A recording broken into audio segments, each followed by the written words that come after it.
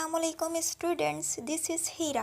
आज हम अपने अकाउंटिंग के लेक्चर में जो डिस्कस करेंगे वो है व्हाट इज़ एन अकाउंटिंग, यानी अकाउंटिंग से क्या मुराद है।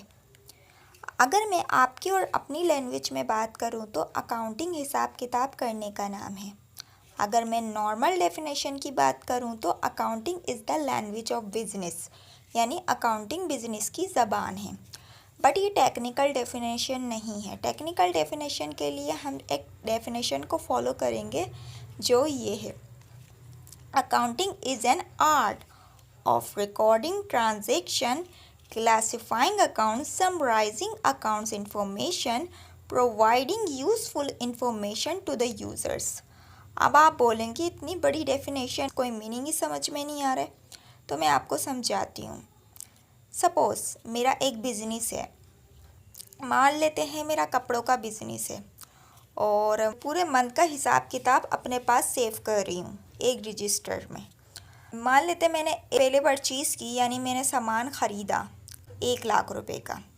देन उसके बाद मैंने सेल की 10,000 की, फिर सेल की 5,000 की। देन अगेन परचेज़ की मैंने 50,000 की।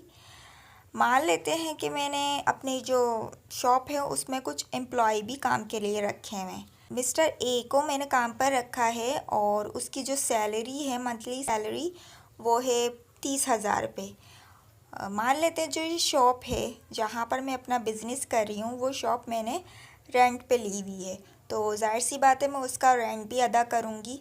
तो उसका मंथली जो रेंट है वो 50,000 रुपये। इसके बाद मैंने अगेन सेल की 20,000 रुपये की। इसके अलावा मैंने एक और एम्प्लॉय रखा हुआ है अपने बिज़नेस में जिसका नाम है मिस्टर बी और इसकी मंथली सैलरी है 35,000 रुपये, 35,000 रुपीज़। अभी जो मैंने ये अपने पास ये सारी चीज़ें सेव करके रखी हुई है, इसी को हम क्या कहेंगे, रिकॉर्डिंग। इसी को क्या कहेंगे हम, रिकॉर्डिंग। यानी अपने पास कारोबार का जो भी हिसाब किताब है उसको हम अपने पास सेव करके रखते हैं, उसी को हम क्या कहते हैं, रिकॉर्डिंग कहते हैं। आई थिंक सो आपको ये बात समझ में आई हो। अब आपने देखना ये है यहाँ पर जब जब आप परचेज़ कर रहे थे, सेल्स कर रहे थे, ये वगैरह, अब यहाँ पर मेरे को ये देखना हो कि मैंने परचेज़ कब कब करी है, सेल्स कब कब करी है, एम्प्लॉय को कब कब दिया है, तो यहाँ पर देखने में टाइम लग रहा है।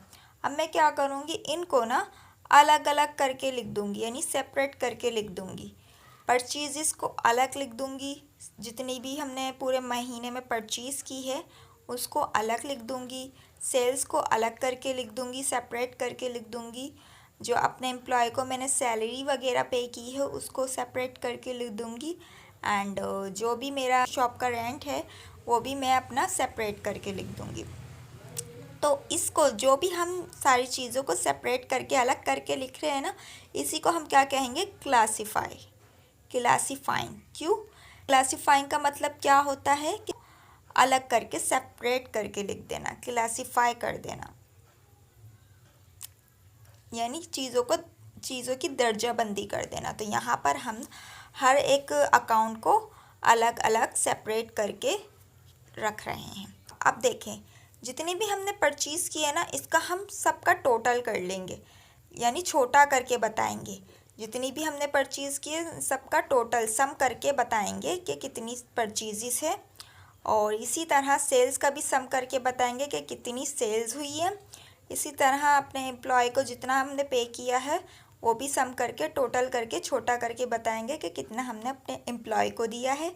इसके अलावा जो भी हमने रेंट पे किया है उसका भी हम टोटल करके छोटा करके सम करके बताएंगे। इसी को हम क्या कहेंगे, समराइजिंग। समराइजिंग मतलब चीज़ों को सम कर देना, समराइज कर देना। इससे क्या फ़ायदा होगा कि देखिए हमें पूरी मंथ की ना पूरी टोटल पता चल गया, यानी टोटल पूरे महीने की टोटल परचेज़ पता चल गई, टोटल सेल्स कितनी की है वो पता चल गई, टोटल हमने अपने एम्प्लॉय को कितना दिया, और टोटल हमने जो रेंट अदा किया है वो कितना किया है। अगर हम रिकॉर्डिंग पे जाए तो वहाँ पर बहुत ढूंढना पड़ रहे थे हमें, लेकिन जब हमने इन सब चीज़ों को सम कर दिया, टोटल कर दिया, तो फिर हमें पूरे महीने की हमें टोटल पता चल गई कि कितनी परचेज़ की, कितनी सेल्स की, कितना एम्प्लॉय को दिया और कितना रेंट पे किया। अब ये जो भी चीज़ें हम करते हैं ना, जो भी हमारे पास फाइनेंशियल इंफॉर्मेशन आती है वो हम क्या करते हैं, अपने यूज़र्स को प्रोवाइड कर देते। इसी को हम क्या कहते हैं, अकाउंटिंग कहते हैं। आई थिंक सो आपको ये लेक्चर अच्छा लगा हो, समझ आया हो। जाहिर सी बात है, अब ये आपकी फ़र्स्ट वीडियो है, मतलब अकाउंटिंग के बारे में ज़्यादा नॉलेज आपको है नहीं, अभी आपका स्टार्ट है, तो थोड़ी सी प्रॉब्लम तो हर किसी को आती है जब भी वो कोई चीज़ नहीं स्टार्ट करता है। लेकिन आप जैसे जैसे अकाउंटिंग को आगे पढ़ते जाएंगे, आप सीखते जाएंगे, समझते जाएंगे, तो आपको ये चीज़ें बहुत इजी लगने लग जाएंगी। अभी के लिए इतना ही। आई थिंक सो कि आपको मेरी बातें समझ में आ रही हो।